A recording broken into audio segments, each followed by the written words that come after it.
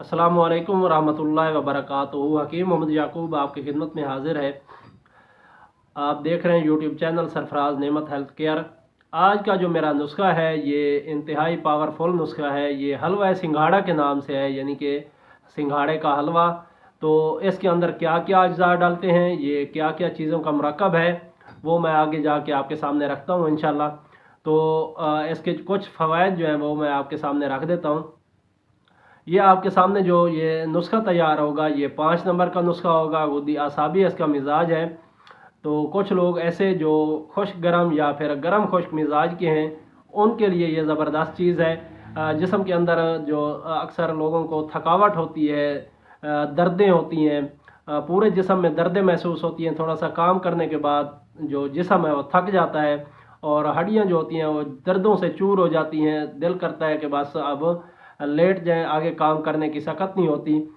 जिस्म के अंदर कमज़ोरी होती है, काफ़ी ज़्यादा जिस्म कमज़ोर होता है। कुछ लोगों के तो ऐसे हड्डियां महसूस होती हैं, हड्डियां नज़र आती हैं, जिस्म के ऊपर गोश्त का नामो निशान नहीं होता। तो उनके लिए भी ये ज़बरदस्त नुस्खा है। जिस्म से जो खुश्की गर्मी है या गर्मी खुश्की का मिजाज है उसको ख़त्म करके ये गरम तर नुस्खा है। तो ये उसको उसका ख़ात्मा करके जिस्म के अंदर जो रतूबत है उसको बढ़ाएगा और जो सफरा की ज़्यादती की वजह से जो मामलात हो रहे हैं उसके लिए ये ज़बरदस्त नुस्खा है। जिस्म को मोटा ताज़ा करेगा। आपके जो पिचके गाल होते हैं, कुछ लोगों के मुंह के ऊपर कुछ भी नहीं होता, रौनक नहीं होती, तो उस वो भी इसको इस्तेमाल कर सकते हैं। इंशाल्लाह चेहरे के ऊपर रौनक आएगी और जिस्म के ऊपर पता चलेगा कि कोई चीज़ इस्तेमाल की है।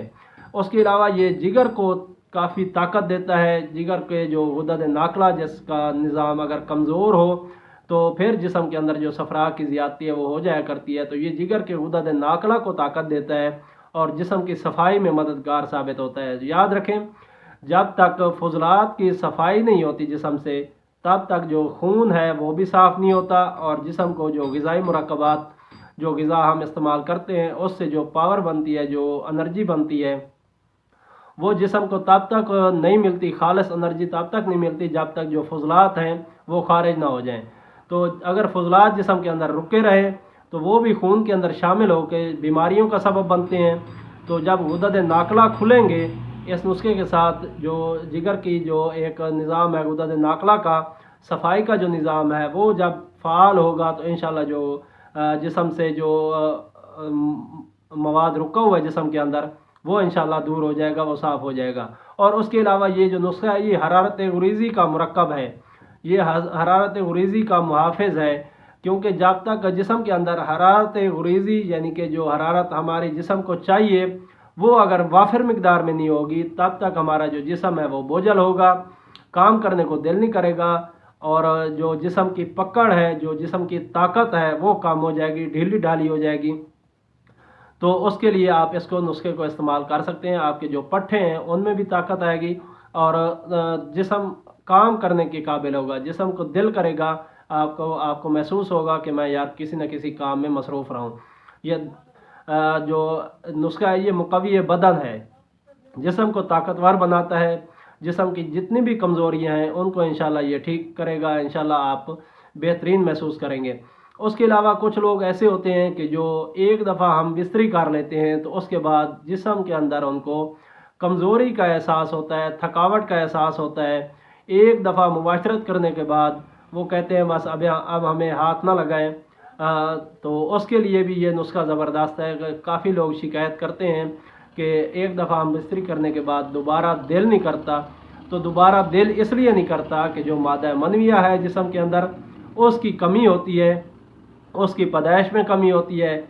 उसकी पैदाइश कम होने का जो सबब है वो आपका जो सफरा का निज़ाम है वो ज़्यादा है, या खुश्की गर्मी है जिस्म के अंदर, या गर्मी खुश्की है। तो रतूबत जिस्म में कम होगी तो उस सूरत में जो आपकी जो मादा मनविया है वो भी कम बनता है। तो ये जो नुस्खा है ये इंशाल्लाह आपके मादा मनविया को इतनी तादाद में, इतनी मिकदार में पैदा करेगा कि आपको एक रात में आपको एक से ज़्यादा बार भी आप हम बिस्तरी कर सकेंगे इंशाल्लाह। और जितना मादा मनविया जिस्म के अंदर बनता है उतनी ही दिल करता है कि जिस्म एक दफ़ा फारिग होकर थोड़ी देर बाद दोबारा तैयार हो जाता है। जब तक जिस्म के अंदर मादा मनविया नहीं होगा तो ये फिर दोबारा तैयार होने के काबिल नहीं होता और जिस्म जो होता है वो सुस्त हो जाता है बिल्कुल। टांगों के अंदर जान नहीं होती और हाथों पाँव में पसीने आते हैं, क्योंकि कमज़ोरी जो होती है वो सामने होती है, हमें कमज़ोरी नज़र आ रही होती है। तो उसके लिए आप इस नुस्खे को इस्तेमाल कर सकते हैं। अब चलते हैं कि इस नुस्खे के अंदर क्या क्या चीज़ें हैं और इसके जो फ़वाइद हैं वो मैं आपके सामने रखे हैं, और इसको बनाने का जो तरीका है वो भी मैं आपके सामने रखता हूँ। तो आप नोट कर लें चीज़ों को, जो अज़ान है, वज़न है जो चीज़ों का, वो आप नोट कर लें। तो उसके बाद मैं आपको बनाने का तरीका भी बताता हूँ। दाल चना ले लें आप 125 ग्राम, दाल माश ले लें, ये भी आपने 125 ग्राम लेनी है। अच्छी तरह इसको साफ़ सुथरा करके, मट्टी कंकर वगैरह इससे साफ़ करके इसको आपने भिगो देना है। 3 से 4 घंटे तक आप इसको भिगो के रख दें पानी के अंदर। इसके अलावा भुने हुए चने ले लें आप 350 ग्राम, यानी कि 350 ग्राम। इनको साफ़ करें, इनके जो छिलके वगैरह हैं वो साफ़ कर लें। उसके बाद इनका जो पाउडर है वो बना के आप अपने पास रख लें। उसके अलावा खजूर ले लें 125 ग्राम, गुठली निकाल के उसके बाद जो खजूर का वज़न हो वो आपने 125 ग्राम लेना है।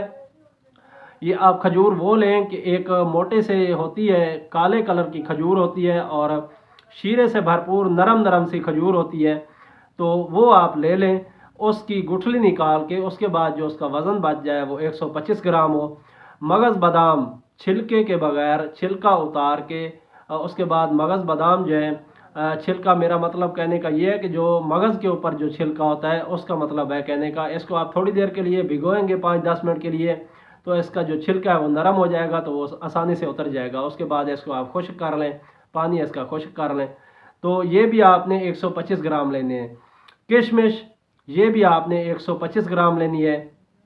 उसके बाद सिंघाड़ा, सिंघाड़े का जो आटा है ये आपने 250 ग्राम लेना है, यानी कि 1 पाव सिंघाड़ा लेके उसको साफ़ सुथरा करके उसको पीस लें।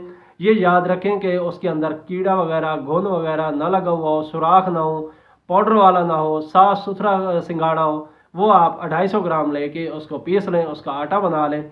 उसके बाद आप खोया ले लें, दूध का बना हुआ जो खोया मार्केट से भी मिल जाता है, या फिर आप खुद दूध लेके उसको अच्छी तरह उबाल लें और उसको इतना बनाएं, इतना उबालें, इतना कि उसका जो पानी है वो खुश्क हो जाए। बाकी बाद में जो गाढ़ा सा मवाद बचेगा वो खोया होगा, तो वो भी आप इसमें इस्तेमाल कर आपने इसमें 250 ग्राम लेना है। उसके बाद देसी घी, ये भी आपने 250 ग्राम लेना है। ये सारी चीज़ें आपने उम्मीद है नोट कर ली होंगी।